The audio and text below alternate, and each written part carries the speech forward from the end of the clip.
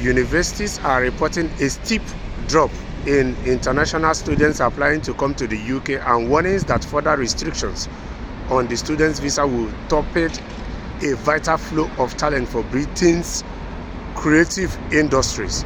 Universities and industry leaders fear that the graduate visa entitlement, which allows international graduates to work in the UK for up to 3 years, could be axed or curtailed depending on the findings of a report by the Immigration Advisory Committee due to the delivered to the government on Tuesday.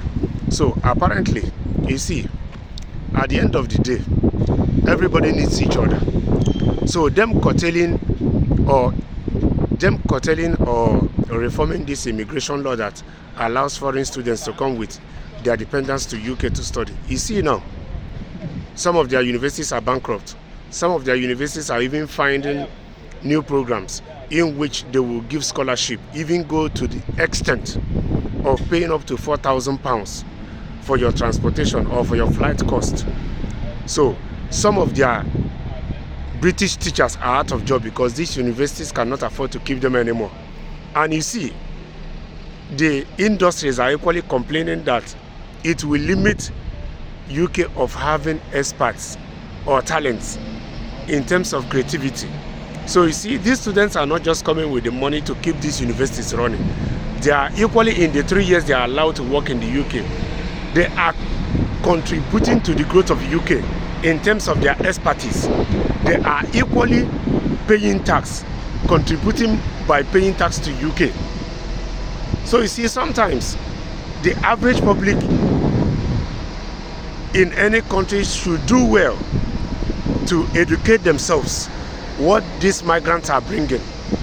The migrants that are coming legally, they should stop thinking that every migrant is coming to rubbish their country, or every migrant is a criminal, every migrant is a that. There are good migrants who are working in your country, who are keeping the laws in your country, who are abiding by the laws, obeying the rules and regulations, who are contributing their own parts to the good and the development of your country.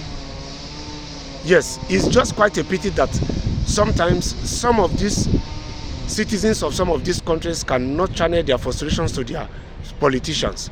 It's easily for them to channel their frustrations at a migrant. It's not every migrant that is a criminal. Every country has good and bad people. It's only when the bad ones are more than the good ones, then it takes a certain level of maturity for you to differentiate and not generalize everybody. Because it's always easy to generalize the people. So you see, at the end of the day, the reforming of this immigration law that limits these students, foreign students or international students coming in, Britain is equally suffering from it. You can see it from the universities, you can see it from the industries. Yes. So at the end of the day, Britain is losing, the international students are equally losing. On the other end, it's just that these international students now will go and look for other countries who can offer them that same thing that Britain was offering them or the UK was offering them before. Yes, it might cost them more, but they will find other countries. At the end of the day, it will not be easy. The UK have to go and reform this law again, or look for another way of bringing in the expertise to be able to contribute their part in terms of creativity.